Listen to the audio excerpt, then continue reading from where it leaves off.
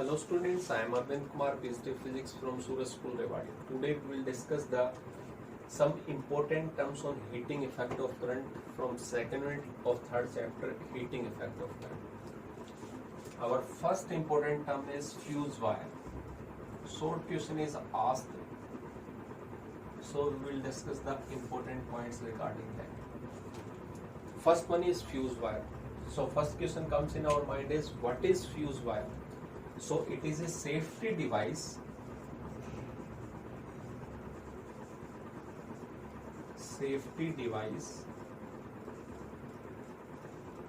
to protect electrical circuit in our house.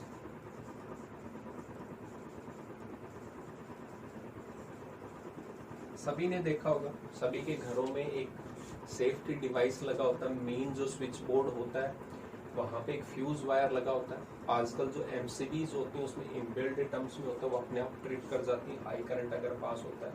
To protect the electrical circuit in our house by passing high current.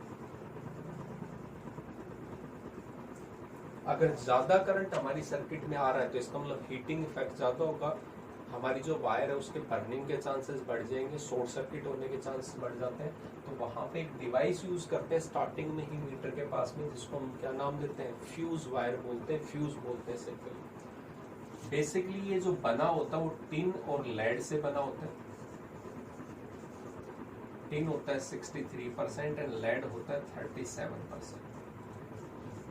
वैसे तो हम कोई भी wire लगा देते हैं वहां पे, बट बेसिक जो है, जो कंसेप्ट है वो टिन और लेड से बना हुआ होता है।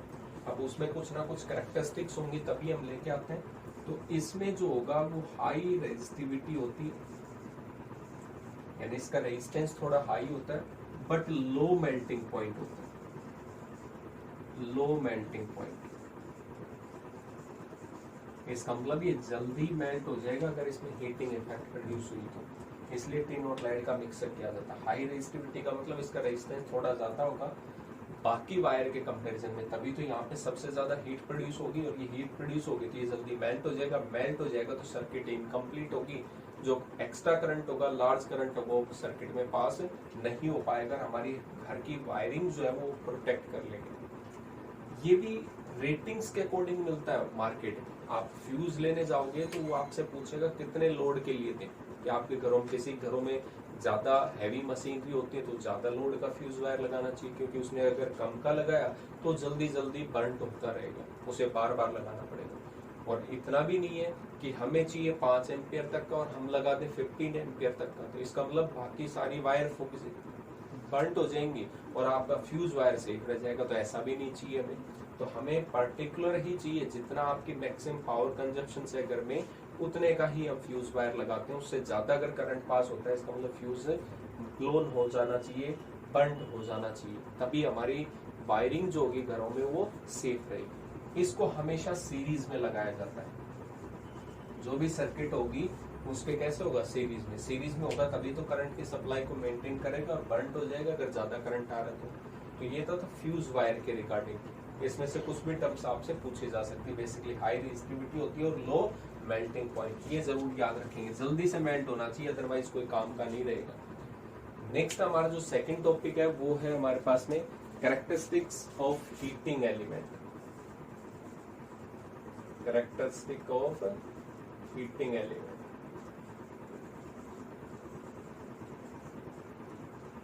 हीटिंग एलिमेंट,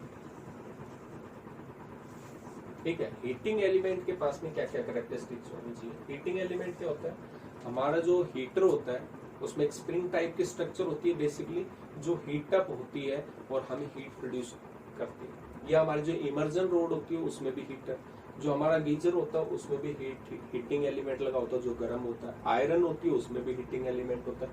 तो उनकी क्या कैरेक्टरिस्टिक्स होनी चाहिए, तो बेसिकली वो हमें हीट प्रोड्यूस करने के लिए ज्यादा से ज्यादा हीट, इलेक्ट्रिकल एनर्जी किस में कन्वर्ट करना है, हीट में। तो उसकी रेजिस्टिविटी क्या होनी चाहिए, ज्यादा। इसलिए जो हीटिंग एलिमेंट होते हैं, जो स्प्रिंग वगैरह हीटर में हम यूज करते हैं, वो किसकी बनी होती है, नाइक्रोम की बनी होती है बेसिकली। तो उसकी रेजिस्टिविटी एलॉयज होती है नाइक्रोम, उसमें हाई रेजिस्टिविटी होती है और हाई मेल्टिंग पॉइंट है। ध्यान रखेंगे हाई मेल्टिंग पॉइंट होना चाहिए। ऐसा नहीं कि हमने हीटर चलाया और ऐसा मेटेरियल यूज कर लिया जिसका low melting point of fuse आप यूज कर लो, तो जैसे ही थोड़ा सा गर्म होगा वो बर्न हो जाएगा, मेल्ट हो जाएगा। तो इसलिए हीटिंग एलिमेंट में रेजिस्टिविटी तो हाई होती है, हाई मेल्टिंग पॉइंट भी होता है, जल्दी से वो मेल्ट नहीं होना चाहिए, तभी तो हमें हीट प्रोड्यूस करता रहेगा कंटिन्यूसली। तो high resistivity and high melting point किससे मिलके बना होगा ये? बेसिकली नाइक्रोम से। और ये ऑक्सीडाइज नहीं होना चाहिए, never oxidise with oxygen.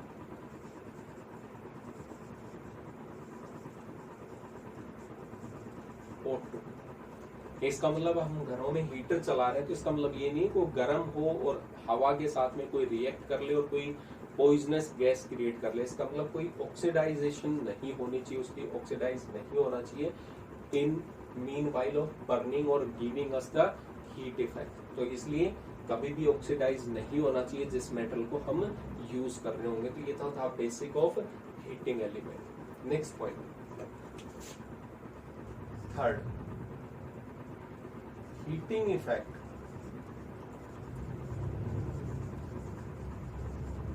is applicable for both AC and DC।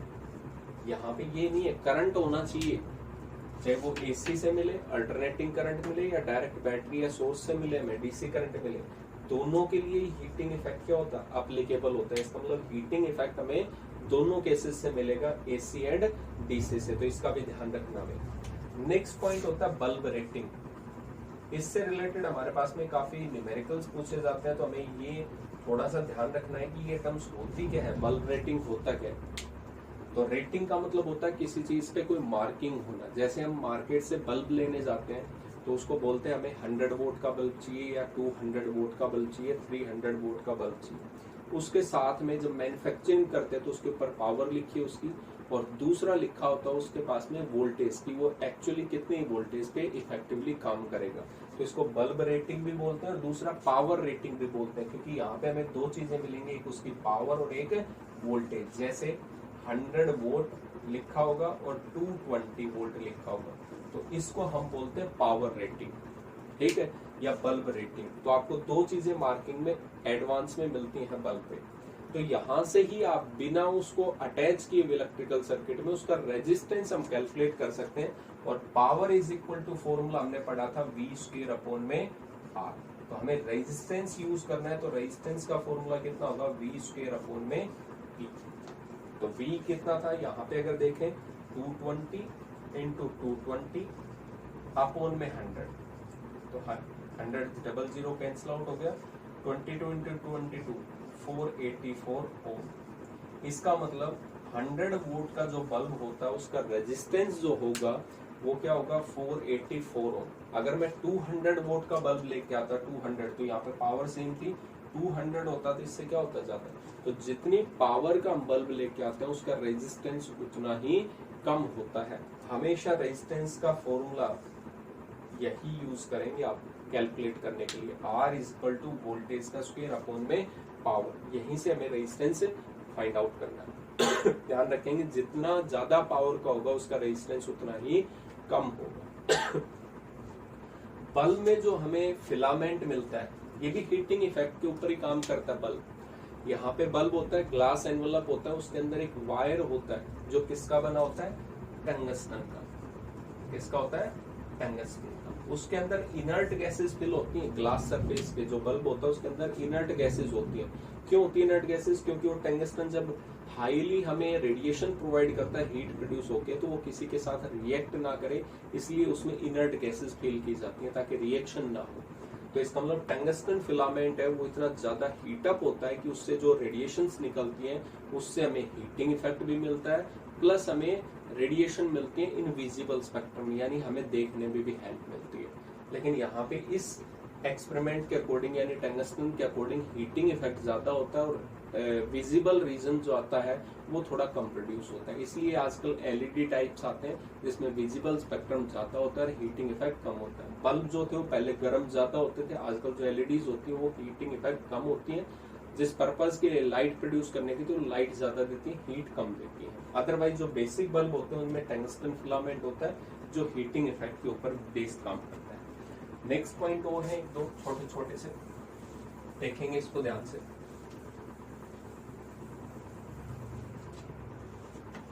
अगर मैं बल्ब को सीरीज में कनेक्ट करता हूं, फिफ्थ पॉइंट सीरीज, और दूसरा है पैरेलल।